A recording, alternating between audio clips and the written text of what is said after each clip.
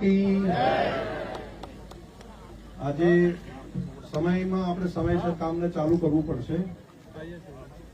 બધાના રૂટ અલગ અલગ બનાવ્યા છે ને, તો રૂટને કઈ રીતે ટીમ બનાવી છે? ટીમ 1 ક્યાં આગળ છે? રાધનપુર. ટીમ રાધનપુર અને દાંતા ક્યાં આગળ છે? હાથ ઊંચા કરશે પોતાના. ટીમ રાધનપુર અને દાંતા ત્યાંથી ત્યાં પાછળ આખી ટીમ છે. ત્યાં દાંતા પણ અહીંયા છે. બસ સરસ.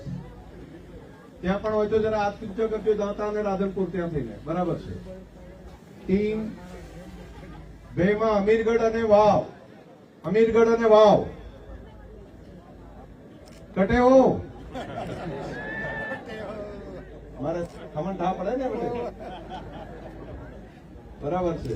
સારું સારું. ટીમ નંબર 3 આપણું થરાદ અને દિયોદર. થરાદ અને દિયોદર. વાહ, અહીંયા પણ છે. ત્યાં પણ છો તમે. હાથ ઊંચા કરો. સરસ, આભાર. પછી 4 ધાનેરા અને સાતલપુર બોર્ડર. ધાનેરા માવજીભાઈ જો, ધાનેરા અને સાતલપુર 2. વાહ સરસ. સાતલપુર આ બાજુ પણ હતું, ત્યાં પણ. પછી 5 નંબર દાંતીવાડા અને સુઈગામ.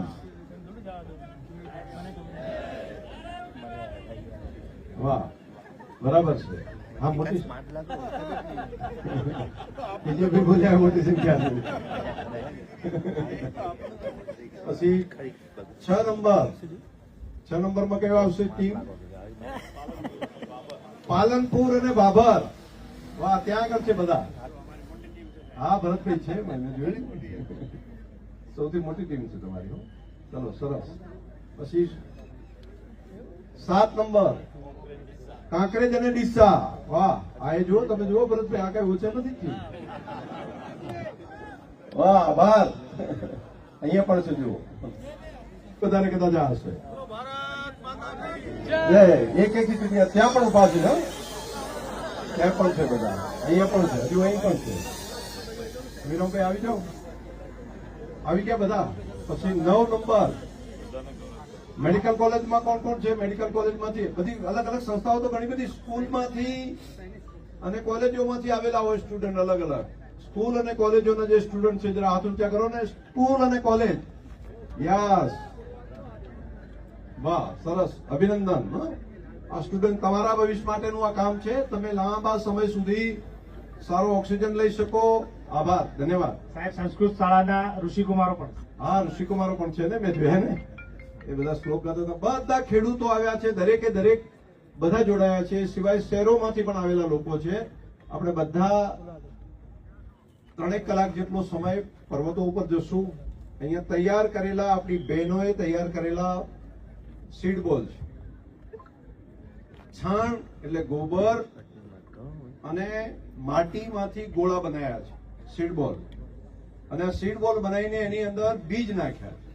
બીજ પણ એ રીતે નાખ્યા છે કે આપણી આ ધરતીમાં મૂકીએ તો થઈ શકે. અહીંની ધરતીને અનુકૂળ છે એવા બીજ સીડ બોલમાં મૂક્યા છે. એને આપણે તૈયાર કરીને મૂક્યા છે. હવે આપણે પર્વત ઉપર પહોંચાડવા જવાના છે. મૂકો છો તો ખાલી ઉપર નથી મૂકવાના, એને થોડી માટીમાં જગ્યા રાખીને, જે માટી હોય ત્યાં મૂકવાના. પથ્થર ઉપર મૂકવાથી ના થાય. 2 પથ્થરની વચ્ચે જે જગ્યા હોય ત્યાં મૂકવાના. માટી હોય જે એને મૂળ મૂકી શકે, અને ત્યાં મૂકીને થોડી માટી ઉપર ઢાંકી દેવાની. આટલું કરવાથી જયારે વરસાદ આવે તો વરસાદના ભેજના કારણે એ અંકુરિત થઈ અને ફૂટી અને છોડ થાય છે. છેલ્લા 6 વર્ષથી કામ કરીએ છીએ. 6 વર્ષમાં ખૂબ સારા પરિણામ આપણને મળ્યા છે. અને અગાઉ આપણે જેસોર પર્વતમાં કર્યું હતું, ત્યાં તો ઝાડ મોટા મોટા થઈ ગયા છે, 5-5 ફૂટ જેટલા થઈ ગયા છે. અને હમણાં અમે ભાવાભા જોવા ગયા હતા, એકદમ આખું હરિયાળું દેખાય. અહીંયા ગબ્બરની પાછળ 4 વર્ષ પહેલા કર્યા હતા, તો ત્યાં પણ એકદમ સરસ પરિણામ મળ્યું છે આપણને. તો આ વર્ષે પણ આપણે આ પર્વતને પસંદ કર્યો છે. અને આ કામ એક દિવસથી નહીં અટકે. આ કામને હજુ દિવસો સુધી ચલાવવાનું છે. અલગ અલગ સ્કૂલો, અલગ અલગ જ્ઞાતિ સમૂહો બધા અલગ અલગ ટેકરીઓ પર જશે. એનું કોર્ડિનેશન ડેરીની ટીમ અને ફોરેસ્ટ ડિપાર્ટમેન્ટ બંને કરશે. અને જે લોકો સ્કૂલો સંસ્થાઓ અલગ અલગ આજે નથી પહોંચી શક્યા એ જો બીજા દિવસે ત્રીજા દિવસે એમ 15 દિવસ સુધી આ કાર્યક્રમ ચાલશે. શૈક્ષણિક સંસ્થાઓ, જ્ઞાતિ સમૂહો, અલગ અલગ સ્વૈચ્છિક સંસ્થાઓ બધા ભેગા મળીને આ કામને આપણે આગળ લઈ જવું પડે. આ નવી જનરેશન માટેનું કામ છે, નવી પેઢી માટેનું કામ છે. આ ધરતી ઉપર વધારે વરસાદ લાવવા માટે અને પ્રાકૃતિક રીતે વૃક્ષો આ ધરતી ઉપર રહે તો આવતી નવી પેઢી આપણી સારી રીતે જીવી શકે એ માટેનું આ કામ છે. આપણે બધા સાથે મળીને જોડાઈએ. મારે આભાર માનવો છે તમામ આગેવાનો, રાજકીય બધું બાજુમાં મૂકીને પોતે આ વિસ્તારના નાગરિક છે તેવું સમજીને જે જોડાયા છે બધા આગેવાનોને હું હૃદયથી આવકારું છું, એમનો આભાર માનું છું. એવા તમામે તમામ સંસ્થાઓમાંથી આગેવાનો વડીલો આવ્યા છે, સહકારી આગેવાનો આવ્યા છે, જેમણે ભલે આગેવાની ન કરતા હોય પરંતુ એક નાગરિક છું અને નાગરિક તરીકે મારું આ કર્તવ્ય છે અને મારે આ કામ કરવું જોઈએ એ ભાવ સાથે આવ્યા છે. તેમનો પણ આભાર. અને આ વાતને લોકો સુધી પહોંચાડીને અવેરનેસ વધારે આવે એ માટે જે મીડિયા અને ખાસ કરીને સોશિયલ મીડિયા સાથે જોડાયેલા જે મિત્રો આવ્યા છે તેમને પણ અભિનંદન આપું છું. તમે પણ આ કામને લોકો સુધી પહોંચાડીને પર્યાવરણ પ્રત્યેનો પ્રેમ જાગૃત થાય એ માટેનું ખૂબ મોટું કામ કરી રહ્યા છો. તમામનો હૃદયથી ખૂબ ખૂબ આભાર. બોલો ભારત માતા કી. ફોરેસ્ટ ડિપાર્ટમેન્ટ અહીંયા આપણને ગાઈડ કરશે કઈ કઈ જગ્યા ઉપર જવું અને એ કેર લેવા માટે એમણે રૂટ પણ બનાવરાયા છે. એટલે ફોરેસ્ટ ડિપાર્ટમેન્ટને પણ ધન્યવાદ. એમના બંને ડીએફઓ શ્રીઓ અહીંયા આવ્યા છે, ક્યાં અહીં છે ને સ્ટેજ ઉપર જ. એમનું પણ ખૂબ મોટું કામ એમણે જાળવણીનું કામ કરે છે. એટલે રાજ્ય સરકાર અને ફોરેસ્ટ ડિપાર્ટમેન્ટને પણ હું હૃદયથી ખૂબ ખૂબ અભિનંદન આપું છું. સાહેબ, આ રોપાઓનું પણ જરા વાત કરજો. વૃક્ષારોપણ હવે ચાલુ થવાના આગળના અને આજે આ ટાઈપના જે આપણે ઝાડ છે ને દર વર્ષે આપણે 1 કરોડ વૃક્ષોનું વાવેતર કરાવીએ છીએ ગામના ખેતરના શેઢે અને ગામની આજુબાજુ. તો ત્યાં લગભગ 300 થી વધારે વન બન્યા છે. તો આ ગામમાંથી નોંધાઈને વ્યવસ્થા કરવાની છે. પહેલા ગામમાંથી દૂધ મંડળીઓમાંથી નોંધણી કરાવી છે, પણ હજુ પણ એક ઓનલાઈન પોર્ટલ કરીએ છીએ. એના ઉપર જેને જેવો ઝાડ જોતું હશે અમે યાદી મૂકીએ છીએ તેના ઉપર.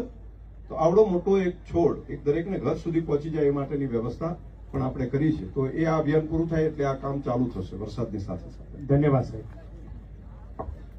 પહોંચે બરાબર ને? જી. તો બધાનો હોશ કેવો છે? બરાબર છે? એમ આવતો જોશ.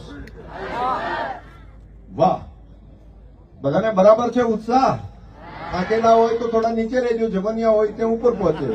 અને એટેક કે એની કોઈ પેલું બાયપાસ કે એવું કરાયેલા હોય તો આપણે નીચે રહેવાનું. નટુભાઈ બરાબર ને? તો એવા જે લોકો હોય થોડા ધીરે ધીરે અને જવાનિયા જે હોય ત્યાં જાય. પાણીની વ્યવસ્થા છે પરંતુ કોઈએ બોટલ ત્યાં મૂકી નથી આવવાની. અને આમાંથી કોઈ તમાકુ કે મસાલો ખાતા હોય એ પોતે ચેક કરી લે. આપણે પ્રકૃતિને મદદ કરીએ. ત્યાં જઈને ભૂલથી તમે પ્લાસ્ટિક નાખશો તો એ બીજને અટકાવવાનું કામ કરશે. એટલે રસ્તામાં ક્યાંય પડ્યું હોય તો ગજવામાં લઈને મૂકી દેજો, પરંતુ કોઈ ભૂલથી પણ ત્યાં મૂકીને ના આવે પ્લાસ્ટિક. આવી ખબર રાખે બધા. કાળજી રાખજો બધા.